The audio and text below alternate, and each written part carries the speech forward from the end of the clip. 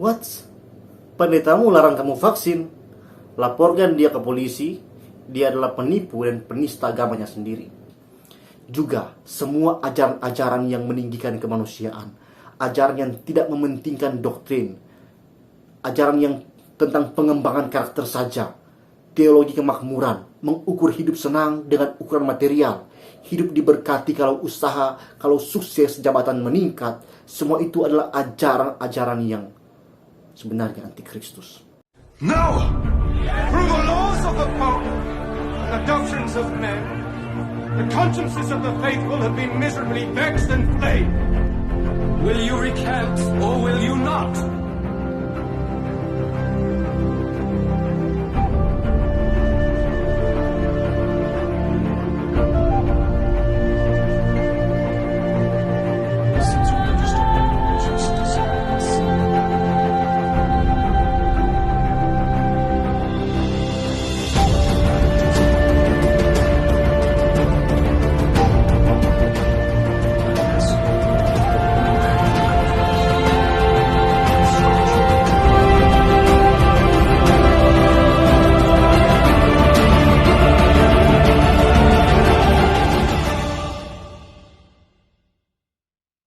Saudara-saudara, ada yang bertanya kepada saya, apakah kita boleh vaksin sebagai orang Kristen? Jika boleh, tolong diberikan landasan Alkitabiah. Saudara-saudara, pertanyaan ini pasti muncul karena sudah termakan pemikiran yang menghubungkan antara teori konspirasi, elit global, New World Order, tanda binatang 666 yang ada di Wahyu, yang dikatakan akan ditampal di tangan dan di dahi, itu dihubung-hubungkan, saudara. Saudara-saudara, saya mau katakan, jika ada pendeta yang mengajarkan seperti itu, dia adalah penista agama Kristen yang menjadikan agama Kristen, orang-orang Kristen yang sudah menerima keselamatan di dalam Kristus, yang sudah beriman kepada Kristus sebagai Tuhan dan Juru Selamat, seolah-olah bisa dikalahkan atau digagalkan oleh segelintir orang yang mereka sebut sebagai elit global, hanya dengan cara memasukkan sebuah cairan atau sebuah benda kecil yang bernama chip ke dalam tubuh kita yang fana ini, yang nanti kalau mati akan Tuhan sempurnakan dengan tubuh kemuliaan. Saudara-saudara, begini, saya mau bilang, tanda pada tangan dan dahi itu bukan tanda lahiriah, saudara. Karena kita tahu bahwa dalam menafsir kitab Wahyu, kita harus mengerti bagaimana orang yang menerima kitab itu pertama kali memahami simbol-simbol itu. Siapa orang yang menerima? Mereka adalah ketujuh jemaat di Asia, khususnya orang Kristen yang Yahudi. Saudara, mereka adalah orang-orang Kristen yang Yahudi di masa itu, yang memahami simbol-simbol yang dipakai Allah dalam menyatakan rahasianya kepada Yohanes supaya jemaat dapat memahami. Jadi, semua kata dalam kitab Wahyu itu bersifat simbolis. Saudara, di masa itu, kekaisaran Roma di masa Kaisar Domitianus sangat bengis memperlakukan orang Kristen, khususnya orang Yahudi. Orang Yahudi dari semenjak mereka kembali dari pembuangan, mereka sudah tidak mau tunduk pada pemerintah. Mereka tidak mau menghormati pemerintah manapun, apalagi Tuhan yang lain. Orang Yahudi hanya mau menyembah Allah yang benar. Tentu bagi orang Yahudi Kristen, Allah yang benar itu adalah Allah di dalam Tuhan Yesus Kristus. Nah, oleh karena hal itulah Kaisar Domitianus sangat membenci orang-orang Yahudi. Kaisar Domitianus adalah Mesias palsu di masa itu. Ia menyatakan diri sebagai anak Allah. Dia mewajibkan semua orang menyembah dia sebagai Tuhan. Dan orang Yahudi pasti tidak mau melakukannya. Maka orang Yahudi menjadi sangat dibenci oleh Kaisar. Kaisar Domitianus itu sangat membenci orang Yahudi, karena kita mengetahui bahwa dia ingin menjadi Tuhan, dan termasuk orang Yahudi Kristen juga dibencinya. Nah, saudara-saudara, ada penafsiran bahwa naga yang memberikan kepada binatang yang keluar dari dalam laut adalah kuasa iblis, si ular tua yang membuat manusia jatuh dalam dosa. Naga ini memberikan kuasa kepada binatang yang keluar dari dalam laut, dan binatang itu adalah simbol dari pemerintahan keji yang berdiri semenjak masa pendirian Menara Babel. itu dimana satu pemerintah untuk satu dunia. Menjadikan pemerintahan untuk menjadikan dunia satu pemerintah dengan simbol menara yang tinggi sampai ke langit. Pemerintahan satu raja ini berhenti ketika bahasa dikacau balaukan oleh Tuhan, dan nanti dimulai kembali ketika kerajaan Babel menguasai seluruh dunia. Disusul media Persia setelah Babel, disusul Yunani, disusul Romawi. Dan binatang yang keluar dalam bumi itu dikatakan binatang ini mendirikan patung ya. Binatang yang luka oleh pedang, dan mereka akan menyembah binatang yang pertama oleh binatang yang kedua yang dari dalam bumi ini yang mendirikan patung. Patung ini adalah image atau gambar ya. Orang Yahudi menangkap ini sebagai simbol dari manusia, patung ya. Manusia adalah gambar Allah. Mereka yang dimiliki Kristus menjadi segambar dengan Kristus. Mereka yang tidak dimiliki Kristus, yang tidak percaya pada Yesus, mereka menjadi gambaran dari iblis yang hidup. Mereka memberontak kepada Allah, melawan Allah seperti iblis. Maka Domitianus yang disembah itu, dia adalah patung yang didirikan oleh binatang yang kedua yang keluar dari dalam bumi itu. Binatang ini simbol dari agama yang berkembang lahir dari era Kekaisaran Roma waktu itu, yang dipeluk dan dipercaya oleh Roma dan mengklaim Domitianus sebagai anak dewa. Jadi Domitianus ini dia menjadi patung untuk agama palsu ini. Maka ini yang dimaksud dengan binatang yang keluar dari dalam bumi mendirikan patung, yaitu agama yang dipeluk oleh pemerintah menjadikan satu orang sebagai pemimpin tunggal yang sudah dianggap sebagai Tuhan. Jadi sekali lagi, naga adalah iblis, si ular tua. Binatang yang keluar dari dalam laut adalah seluruh pemerintahan dunia satu pemimpin. Binatang yang keluar dari dalam bumi adalah simbol dari agama-agama palsu yang menuntut manusia menyembah binatang yang pertama atau pemerintahan satu dunia. Inilah mengapa anti bagi Kekristenan untuk menjadi negara agama.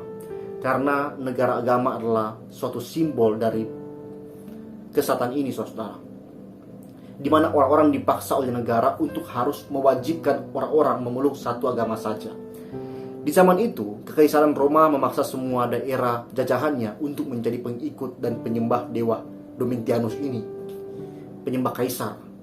Tanda 666 akan dimengerti oleh orang Yahudi sebagai simbol manusia. Manusia diciptakan di hari ke-6. 666 adalah angka manusia. Jika ditekan 3 kali 666 ini, maka itu adalah satu simbol kemanusiaan menjadi ketuhanan, atau manusia menjadi Tuhan. Kalau angka 7 kan, 777 itu sering dipakai sebagai angka sempurna, karena hari ke-7 adalah hari di mana Allah harus disembah, hari kudus bagi umat. Maka 666 akan dimengerti oleh orang Yahudi sebagai manusia yang dituhankan, atau di mana kemanusiaan menjadi agama baru. Nah kemudian, apa maksudnya tanda pada tangan dan dahi? Saudara-saudara, tangan akan dipahami oleh orang Yahudi sebagai lambang bekerja, lambang melakukan sesuatu. Jika saudara punya aplikasi Kamus Alkitab, saudara ketik kata tangan, Kamus akan menjelaskan segala arti kata tangan dalam seluruh Alkitab. Itu sangat banyak artinya, yang menyimbolkan intinya adalah tentang perbuatan-perbuatan, menyimbolkan cara hidup, gaya hidup, pekerjaan, dan banyak lagi yang pasti berkenan dengan bagaimana tingkah laku, kelakuan, dan perbuatan-perbuatannya. Sedangkan dahi, ini dalam Yeskiel 9 ya, kata dahi adalah tentang penyembahan berhala. Dahi dapat juga digunakan untuk menandakan sifat keras kepala dalam Yesaya 48 ayat 4 dan Yeskiel 3 ayat 7. Dalam tradisi timur dekat kuno, saudara, dahi merupakan simbol ketundukan seorang wanita kepada seorang pria yang akan menjadi mempelai. Kaum wanita yang membuka selubung yang menutupi wajahnya disebut keras dahi. Artinya sebagai tanda bahwa ia berani melanggar adat istiadatnya, seperti dalam Kejadian 24 ayat 65. Jadi saudara, tanda pada dahi ini melambangkan ketaatan, melambangkan kecintaan, melambangkan ketundukan dan penyembahan. Jadi tanda pada tangan dan dahi ini bukan bicara tentang chip yang terpasang, tapi bicara bagaimana orang yang dengan tanda 666 ini di tangan dahi ini, itu mereka adalah orang-orang yang hidup mencintai dunia dan hidup menurut cara dunia. Sedangkan dalam Alkitab, Allah memasangkan juga tanda pada tangan dan dahi juga dari Allah bagi orang-orang Israel yang mau hidup dalam ketetapan Allah. Keluaran 13 ayat 9. Hal itu bagimu harus menjadi tanda pada tanganmu dan menjadi peringatan di dahimu, supaya hukum Tuhan ada di bibirmu, sebab dengan tangan yang kuat Tuhan telah membawa engkau keluar dari Mesir. Ya, ada tanda tangan dan dahi. Keluaran 13 ayat 16 mengatakan juga, hal itu harus menjadi tanda pada tanganmu dan menjadi lambang di dahimu, sebab dengan kekuatan tangannya Tuhan membawa kita keluar dari Mesir. Oke, Ulangan 6 ayat 8. Haruslah juga engkau mengikatkannya sebagai tanda pada tanganmu, dan haruslah itu menjadi lambang di dahimu. Ya, ada lagi tanda pada tangan dan dahi. Jadi bukan cuma antikristus pakai tanda juga, Tuhan juga pakai tanda. Nah, kalau antikristus pakai chip, Tuhan pakai apa? Chop. Ada juga Ulangan 11 ayat 18. Tetapi kamu harus menaruh perkataanku ini dalam hatimu dan dalam jiwamu. Kamu harus mengikatkannya sebagai tanda pada tangan, berbuat, dan haruslah itu menjadi lambang di dahimu. Taat. Nah, jadi sekali lagi saudara-saudara, tanda 666 itu bukan chip. Itu adalah tanda bagi orang-orang yang menyembah iblis, yaitu yang hatinya mencintai dunia dan hidup menurut cara dunia, mengikuti dan mentaati hawa nafsu duniawinya. Di zaman Yohanes menulis surat ini, saudara-saudara, memang pada saat itu orang-orang yang tidak mau menyembah kaisar, yang tidak mau taat pada kaisar, tidak akan mungkin dapat hidup dengan normal di tengah-tengah masyarakat. Hal ini sedang terjadi. Orang-orang yang mau hidup benar, orang-orang yang mau hidup jujur dalam bekerja, hidup taat pada firman, hidupnya akan banyak kesulitan. Di zaman sekarang juga, ketika kita menjadi orang yang mencintai dunia, kita akan menikmati hidup membeli dan menjual dengan sesuka hati. Artinya, ya kita akan menikmati dunia ini kalau kita hidup mau mencintai iblis. Orang Yahudi memahami prinsip membeli dan menjual ini sebagai satu gaya hidup bebas tanpa Tuhan. Ini yang Lukas pakai dalam menggambarkan keadaan akhir zaman itu, sama seperti di zaman Lot. Dalam Lukas 17 ayat 27-29 dikatakan, demikian juga seperti yang terjadi di zaman Lot. Mereka makan dan minum, mereka membeli dan menjual, mereka menanam dan membangun. Tetapi pada hari Lot pergi keluar dari Sodom, turunlah hujan api dan hujan belerang dari langit dan membinasakan mereka semua. Jadi maksud dari kalimat mereka membeli dan menjual hanya mereka yang memakai tanda. Ya memang hanya mereka yang tak mau taat pada Allah, ya Allah kita. Mereka yang ingin hidup sebebas-bebasnya. Dia menjadikan dirinya sendiri sebagai Tuhan atas dirinya. Sekali lagi saudara-saudara, Domitianus adalah image, gambar dari manusia yang meninggikan diri dan menyombongkan diri. Dia adalah manusia yang mentuhankan dirinya. Dia adalah 666. Dan saya mau katakan, zaman itu tidak ada cip-cipan. Mereka memahami itu sebagai simbol manusia durhaka yang ingin hidup enak dan bebas, yang ingin ditinggikan, sombong, tidak mau menderita di dalam Kristus, tidak mau taat pada Kristus.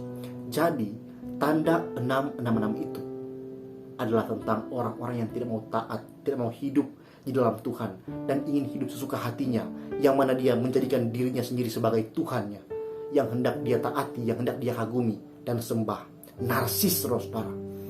Maka hari ini, jika kamu hidup hanya mau seenakmu, mau hidup sesuka hatimu dan tidak mau taat pada Kristus, tidak mau ada dalam persekutuan dengan Kristus, tidak mau menderita bagi Kristus, dan tidak mau hidup dalam kasih dan kekudusan bersama dengan orang-orang di sekitar kita, maka kamu adalah antikristus itu sendiri. Juga semua ajaran-ajaran yang meninggikan kemanusiaan, ajaran yang tidak mementingkan doktrin, ajaran yang tentang pengembangan karakter saja, teologi kemakmuran, mengukur hidup senang dengan ukuran material, hidup diberkati kalau usaha, kalau sukses, jabatan meningkat. Semua itu adalah ajaran-ajaran yang sebenarnya antikristus. Hidup sukses dan diberkati di dalam Tuhan yang tidak sama dengan dunia, itu adalah hidup sama seperti Kristus, mencintai Bapa dan mengasihi sesama, bahkan mau rela menderita bagi sesama kita. Kita pun orang Kristen, hidup kita sukses dan diberkati hanya jika kita ini mengasihi Kristus dan hidup di dalam Dia dan mengasihi sama kita. Percuma harta banyak, percuma jabatan tinggi, tapi tidak mengasihi Tuhan dan tidak mau mengasihi sesama, hanya mau mengasihi diri sendiri. Jadi, antikristus itu ada antikristus yang tunggal, yaitu nanti akan ada seorang menjadikan dirinya sebagai Tuhan dan mungkin akan memaksa kita semua untuk berhenti beriman pada Yesus jika masih kita akan dibunuh. Dan juga ada antikristus kecil-kecilan, ya, yaitu orang-orang yang mau hidup menurut kehendaknya sendiri. Mereka lah yang sudah menggunakan tanda pada tangan dan dahi mereka. Nah, itulah penafsiran tentang wahyu yang berkaitan dengan apa yang sedang terjadi saat ini. Jadi, apakah boleh divaksin? Boleh, silakan. Tak ada urusannya vaksin dengan 666, saudara. Bahkan, apakah boleh dipasang chip kalau ada chip nanti? Sebagai tanda untuk mengganti KTP begitu. Saya mau bilang, silakan pasang. Walaupun chip terpasang, asal masih boleh beribadah, masih boleh menyembah Yesus, masih boleh beriman dan taat pada Yesus. It's okay, kan? Yang jadi masalah, kamu tidak dipasang chip, tapi kamu hari ini hidup jauh dari Tuhan, hidup jauh dari persekutuan yang benar. Kamu tidak mau mengenal Tuhan. Kamu hanya mau hidup sesuka hatimu, seenak jidatmu. Termasuk kamu mempercayai teori-teori dan bukan menafsir Alkitab dengan baik, menghubungkan chip dengan kitab Wahyu yang tak ada hubungannya dengan chip, yang mana di masa itu orang nggak tahu apa itu chip, entah nyambungnya di mana. Lalu kamu percaya, lalu kamu mau melawan pemerintah dan menjadi orang yang keras kepala, melawan pemerintah yang dikatakan sebagai hamba Allah. Hati-hati loh, pemerintah kita baik, mereka menunjang agama kita, kok kita lawan? Selama pemerintah tidak memaksa kita menyembah suatu Tuhan yang lain selain Kristus, maka pemerintah itu adalah pemerintah yang baik, harus didukung, harus ditopang. Kecuali pemerintahan kita sudah menentukan kepercayaan kita, menentukan Tuhan kita, menentukan agama kita, mengharuskan kita beribadah kepada Tuhan yang lain, maka tidak ada kata lain selain lawan dengan cara tetap bertahan pada Yesus walaupun harus dipenggal kepala. Yesus Kristus harga mati. Amin. Jadi kalau hanya memvaksin supaya kita lebih imun, lebih kuat, lebih stabil, kalaupun hanya chip agar mempermudah mengenal identitas kita seperti yang sedang heboh-heboh, dan tidak melarang kita menjadi orang Kristen yang hidup taat dan setia pada Kristus, pada iman kita, why not? Mengapa tidak? Saudara-saudara, kalau kalian tidak mengerti video ini, nonton lagi dari awal.